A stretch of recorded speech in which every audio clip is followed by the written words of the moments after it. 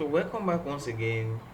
I believe you are enjoying the previous video. For it to continue up to this extent, good. Now to the next one we have is called generating necessary charts.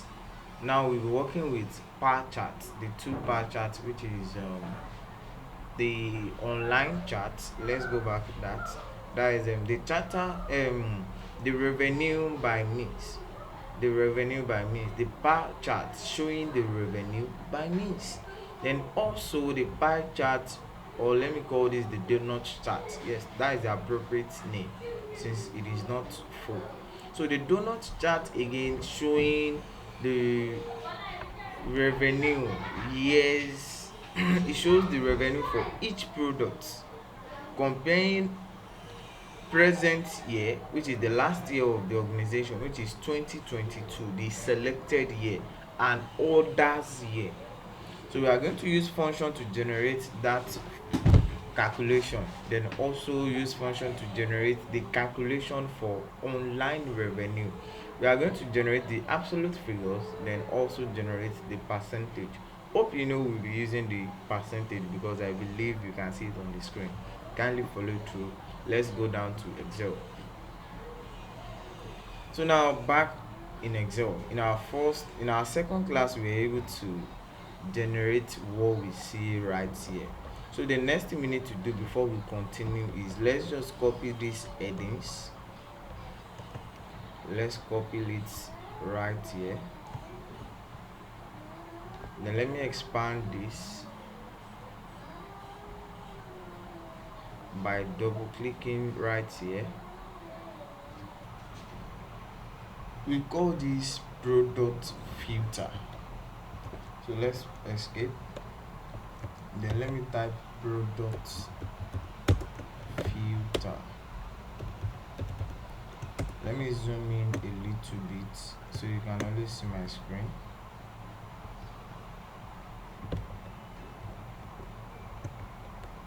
I'm using Control Alt plus and minus to zoom in and zoom out. So let me make this centered across selection. So I need to press my Control 1, format cell, to bring the format cell tab. After bringing the format cell tab, let's just wait. I don't know why my PC is a little bit slow, maybe due to the workload.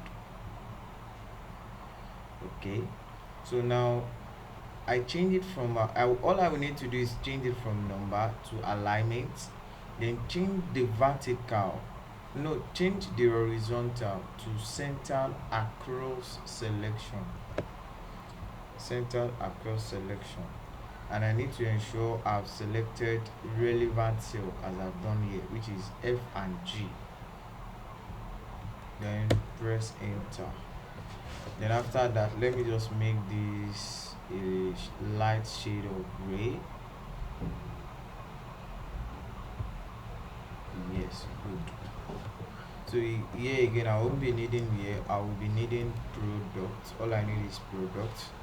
Then selected products. Selected products. Then again, let me just ensure this is opened. Good. So how do I get my product? All I need to do again is come to the products here. I liked everything by pressing Ctrl Shift down navigation, then press Ctrl C. Then navigate back to our analysis region and press Ctrl V. Then again, as we've done before, now I'll be using the shortcut which is Alt to make my tabs active, then A to go to the data tab, then press M to check the remove duplicate. Again, let's wait a little bit.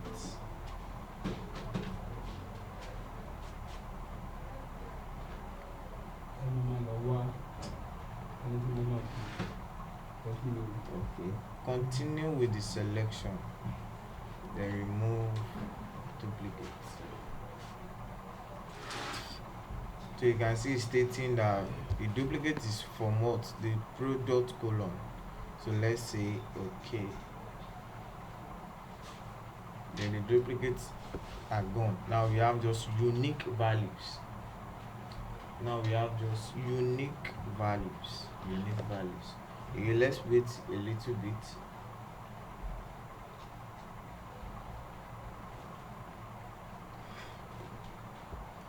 I guess that is just yes.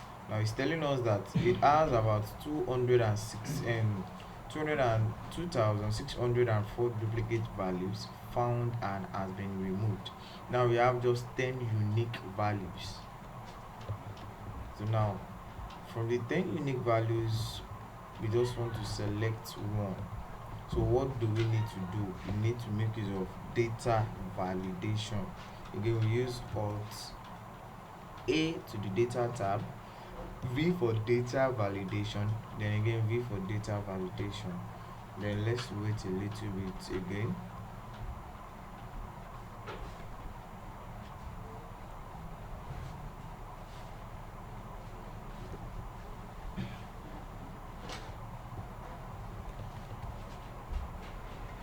Then click on lists, then selected, then select the F5 to F14, then press OK. Then we are good. So let's leave this as a microwave oven right now. So now we have our product filter, then also we have our year filter. Let me just copy it here. Let's call this year filter and call this year filter. Just press F2 to make that active, to make the cell active. So we have year filter. So after the year filter, what else do we need? We need to create our charts. So let me just copy this again. Then let's call this revenue charts. Revenue charts. Call this revenue charts or chart for revenue. Whatever you feel is right. So again, let's remove this data validation. After removing the data validation, the next thing we need to do is calculate our revenue for each product. So we call this revenue instead of selected products. So here we have equals sum ifs, because now we'll be having more than one criteria. So that's why we are using sum ifs. Take note, for the revenue I make use of just sum if because we have just one criteria. But here we'll be having year as one criteria, then again we'll be having product as another criteria. So now for the sum if, again we have the sum range to be our first argument. So let's go down, sum range, to our data tab. What's our sum range? We want to sum the revenue. Again, E to E, comma. The next thing is our criteria range 1. So let's make our year criteria range 1. A to A, comma. Then what is our criteria? If in that year region, if you can find selected year, which is 2022, comma, again. The next thing is criteria range 2. Let's make that our product. So again, B to B, comma. Then come back to the analysis region. If you can find the selected product, and that is all, we close our bracket and press enter. So now we should have the value. Again, let me just copy this, Ctrl C, then come here and paste it as values. Paste as format. Paste as format. Okay. Then all I need to do is just fill that. Before filling down, let's ensure we have reference in appropriate place. That is why the place of reference cannot be overemphasized. You have to know the difference between relative referencing, absolute referencing, and mixed referencing, which is row reference or column reference. So here we should have absolute reference, which is F4.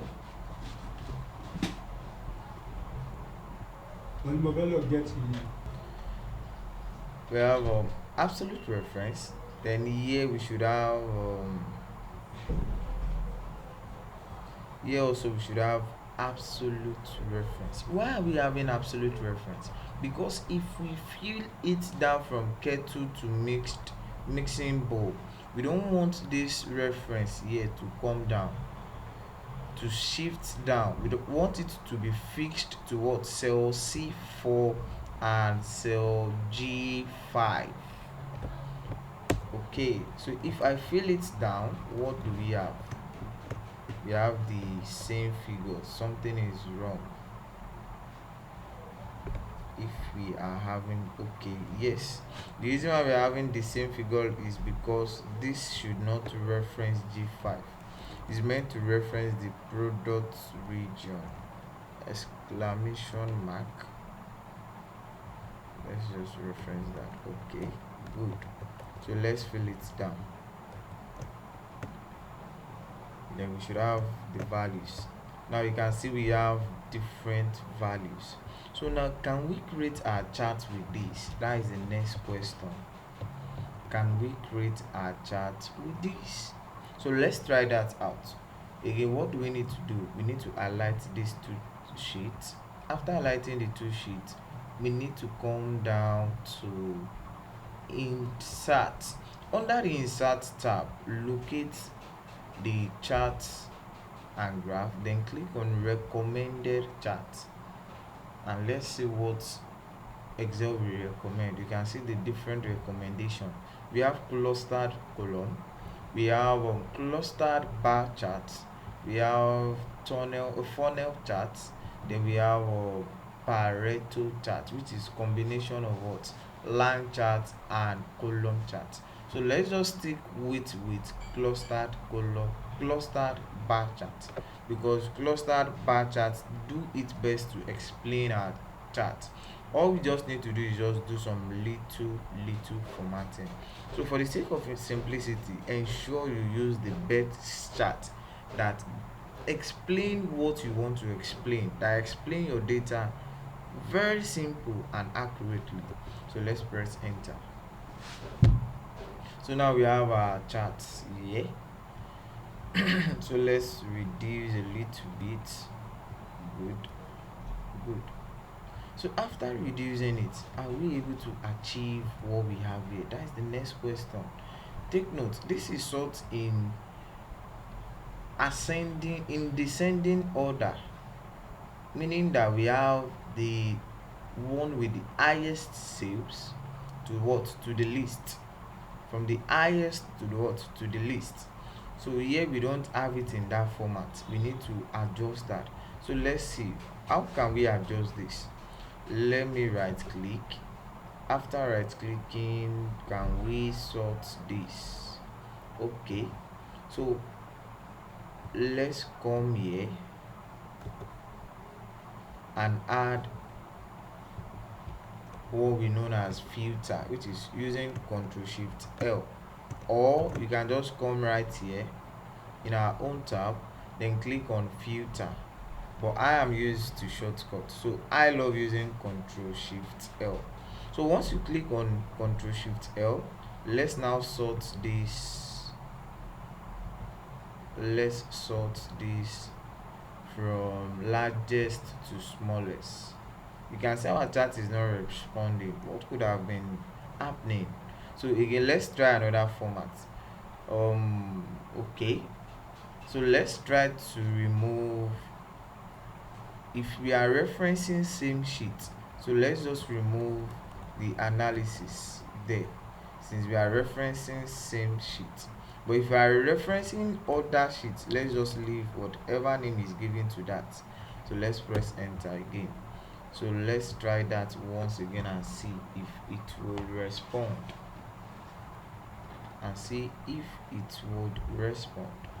again. Click on the drop down, largest to smallest. You can see it's still not responding, and we are having zero value here. We are having zero value here. Something is wrong. Let's check. I guess something is not picking right. So we need to check the formula, if the formula is working right before we continue. F2, F2, F2.